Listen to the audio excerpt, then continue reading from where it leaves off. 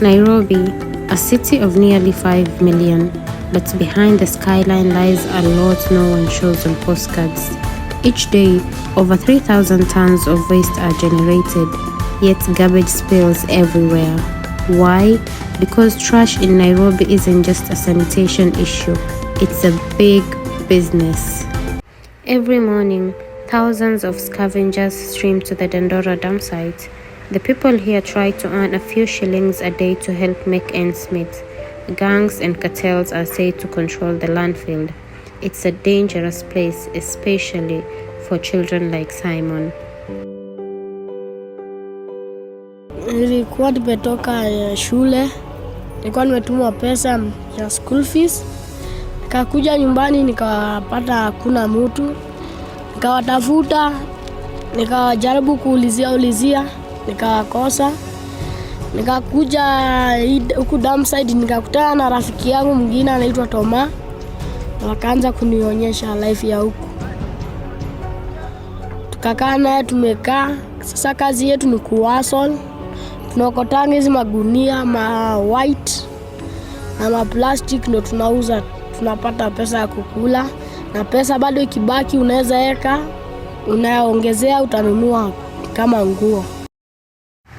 One man's trash is another man's gold. Over 2,000 people live and work here as young as 10 years. They scavenge for plastic, bones, scrap metals, anything that can sell. They call it survival. And yet the county government continues to use this site despite multiple court orders and international outcries. Behind the scenes is a network of cartels, corrupt county officials, rogue garbage collectors and brokers. They control where the trucks go, how much is collected, and who gets paid.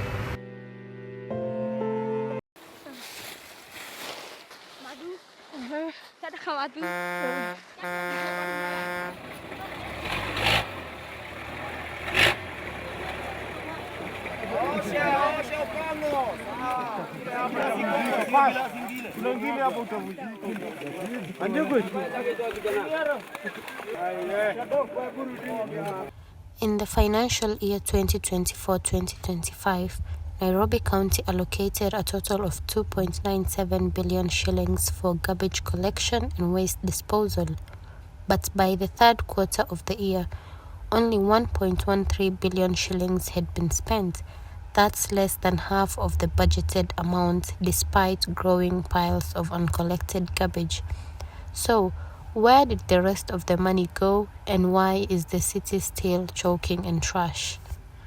The Nairobi County Governor Johnson Sakaja says he's cracking down on illegal dumping, warning residents not to throw trash to the streets. But while Governor Sakaja talks tough, the streets tell a different story.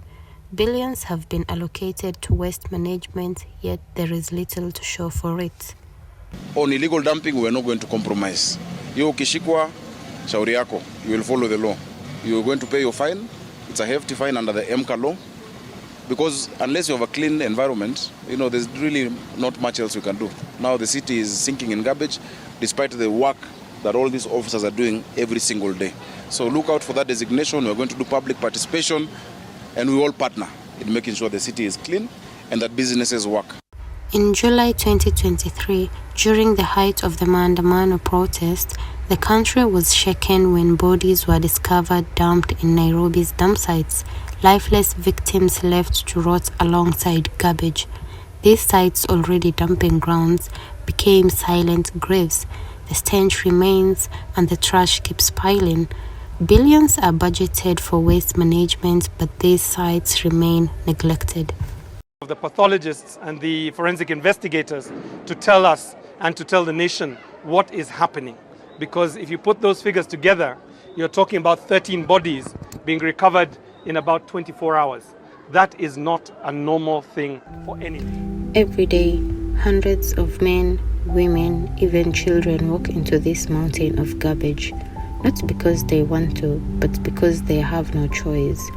Plastic bottles, torn bags, rotting food, medical waste, it all ends up here mixed together. These plastics don't just pollute the earth, They poison the air, they choke the rivers, and when buried, they release toxic fumes that settle in the lungs of those who live nearby. For the children who live here, illness is not a matter of if, but when. Skin infections, respiratory diseases, stomach bugs. Some children can barely walk, but they already know how to sort plastic from metal. It's a dangerous job for just a few shillings a day, but for many families, it's the only way to survive.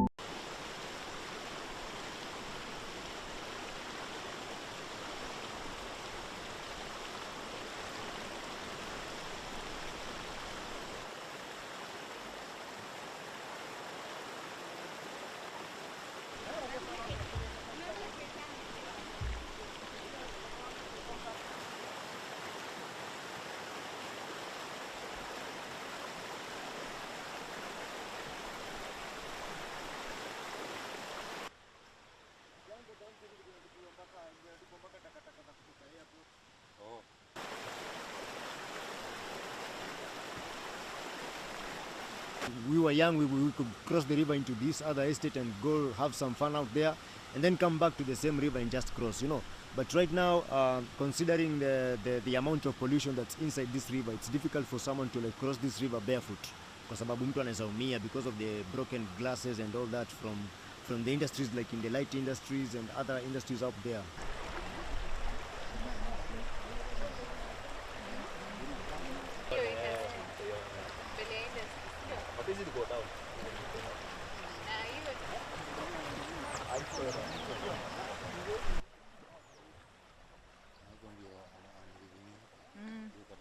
Sina choo. Wakati sina choo, watoto wangu wakienda choo, sababu bado ni wadogo na ni watoto wa kisichana, naonanga si vizuri kuwatuma rowe. Na wape karatasi, wanajisaidia kwa karatasi, nafunga vizuri, naweka kwa dustbin, na kuja na itupa.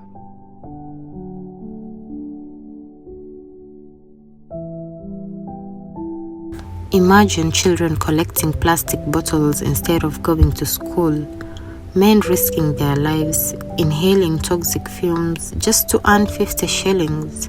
These plastics once used are thrown away. They don't just harm the environment, they kill slowly.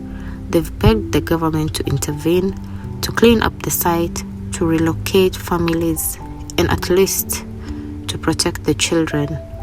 But the response? Silence, or worse, empty promises. Contracts are handed out, tenders are awarded, and while officials profit from the deals made in offices, people here suffer in silence. This is a symbol of broken systems, failed leadership, and the strength of people forced to live with what others throw away. Above all that, they still dream that maybe one day their children won't have to choose between garbage and school.